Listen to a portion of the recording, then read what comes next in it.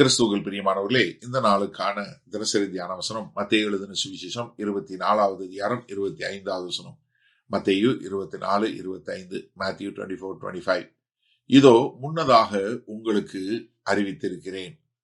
இப்ப கர்த்தர் தீர்க்க தரிசனமா இந்த காரியங்கள் எல்லாம் சொல்லிட்டு இருக்கும்போது சீஷர்களை பார்த்து ஒரு காரியம் சொல்றாரு. என்ன? நான் உங்களுக்கு முன்னதாவே இதை அறிவிக்கிறேன்.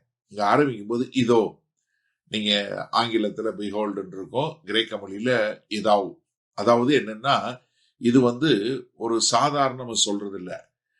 நல்ல கவனமா கேளு, இல்ல இதை ரொம்ப சீரியஸா எடுத்துக்கோங்க, இத விட்டுறாதீங்க, இது உங்க இருதயத்துல ரொம்ப ஆழமா போகட்டும். ஏன்னா கர்த்தராகிய இயேசு கிறிஸ்து இந்த இதோ இல்ல பிஹோல்டு என்கிற வார்த்தையை உபயோகிச்சாருனாலே என்ன அர்த்தம்னா, சீஷர்களே, என்ன நீ ஆவிக்குரிய முறையில எழும்பு, ஏன்னா நீ தூக்கமா இருக்காத, ஆவிக்குரிய முறையில எழும்பி நில்லு என்று சொல்லக்கூடியதாக. ஏன்னா இப்படி அவர் ஒவ்வொரு முறையும் இப்படி எச்சரிக்கை கொடுக்கும் போது மத்தேயு 10வது அதிகாரம் 16வது வசனம் சொல்லும் போது என்ன சொல்றாரு? இதோ இதோ நான் உங்களை என்ன பண்றேன்?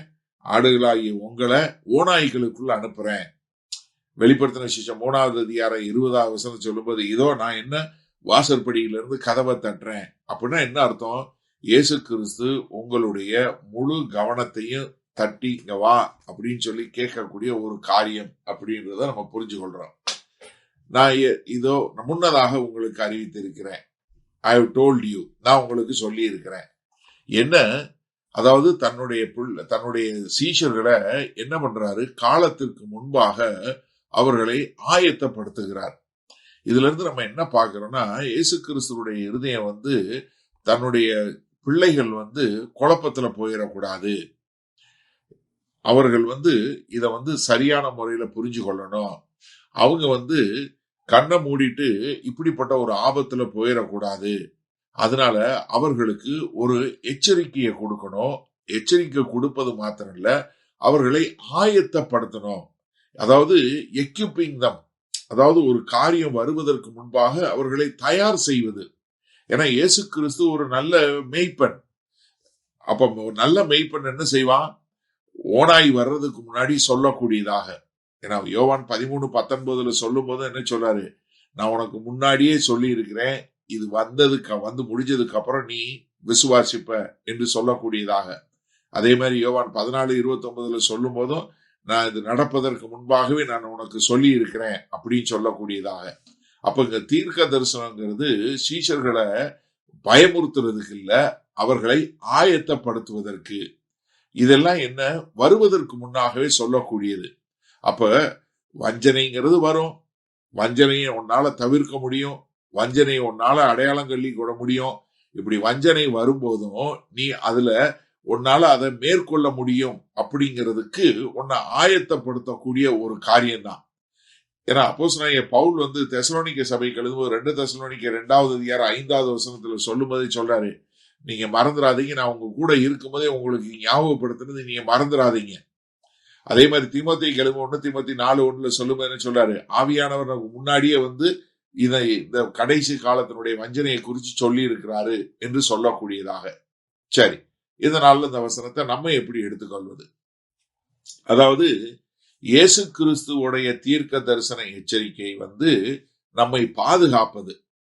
நம்மளை கொண்டு போய் இப்படி ஆகுமா அப்படி ஆகுமோன்னு குழப்பத்துல கொண்டு போறதில்ல. ஏன்னா இன்றைக்கு கேட்கிற நிறைய தீர்க்க தரிசனங்கள் என்ன பண்ணுதுன்னா, நிறைய பேரை கொண்டு போய் குழப்பத்துல கொண்டு போய் இதாக்கிறது. இப்ப இது என்னன்னா, அவங்கள என்ன ஆகுமோன்னு குழப்பத்துல கொண்டு போல, ஐயோ இப்படி ஆயிருமோன்னு பயத்துல கொண்டு போல, இல்ல இப்படி ஆக போகுதுன்னு சொல்லி அவங்க இது பண்ணல, இல்ல இந்த நாள்ல வருமோ அப்படின்னு சொல்லல. மாறாக இந்த தீர்க்க தரிசனம் அவங்களுக்கு என்ன பண்ணுது? அவங்கள பாதுகாக்குது, அவங்கள ஆயத்தப்படுத்துது, அவங்கள பலப்படுத்துது, அவங்கள விசுவாசத்துல கொண்டு போய் சேர்க்குது. அப்ப தீர்க்க தரிசனங்கிறது இயேசு கிறிஸ்து எப்படி அவர்கள் மேல அன்பு வைத்து அவர்களை பலப்படுத்தினாரோ அது போலதான் தீர்க்க தரிசனம் இருக்கணும். ஏன்னா இயேசு கிறிஸ்துவனுடைய எச்சரிக்கை எல்லாமே அவருடைய அன்பின் நிமித்தம் வந்ததை நம்ம பார்க்க முடிகிறது. ஏன்னா நீங்க முன்னாடியே ஒரு ஆயத்தமா இருங்க அப்படின்னு சொல்லக்கூடிய ஒரு காரியம். அப்ப என்ன? நீ இப்ப இருந்தே நீ பகுத்தறியக்கூடியவனா, ஒரு டிசர்ன்மெண்ட் என்று சொல்லக்கூடிய இப்ப இருந்தே நீ பிடித்து கொண்டே வந்தேன்னா, உனக்கு வஞ்சனை வரும்போது உன்னால என்ன பண்ண முடியும்? லெகுவாக புரிஞ்சு கொள்ள முடியும். நீ உன்னை இப்ப எடுத்து கட்டிட்டு வந்தேன்னா, அப்ப என்ன, வஞ்சிக்கப்பட வரும்போது இது வஞ்சனை, இது தவறு, இது இல்ல என்பதை புரிந்து கொள்ள முடியும். அப்ப எனக்கு அருமையானவர்களே, நீங்க கேட்கிற தீர்க்க தரிசனம் உங்களை பாதுகாப்பதாக இருக்க வேண்டுமே ஒழிய உங்களை குழப்பத்துல கொண்டு போய் சேர்க்க கூடாது. மகா கிருபையும் இரக்கம் நிறைந்த எங்கள் அன்பின் தகப்பனே, இதோ இந்த செய்தியை கேட்டுக்கொண்டு இருக்கிற ஒவ்வொருவரும், இன்றைக்கு அநேக தீர்க்கதரிசிகள் இறங்கி என்னென்னமோ தீர்க்க தரிசனம் சொல்றாங்க. ஆனா நாங்க கிறிஸ்துவுடைய தீர்க்க தரிசனத்தை பார்க்கும்போது அது எவ்வளவு பாதுகாப்பாகவும் அது ஆயத்தப்படுத்துவதாகவும் அது ஆண்டவரே பலப்படுத்துவதாக இருப்பது போல இருக்க எங்களை ஒப்புக் கொடுக்கிறோம். மீட்பெரும் இரட்சகருமாய் இயேசு கிறிஸ்துவின் மூலம் பிதாவே, ஆமேன்.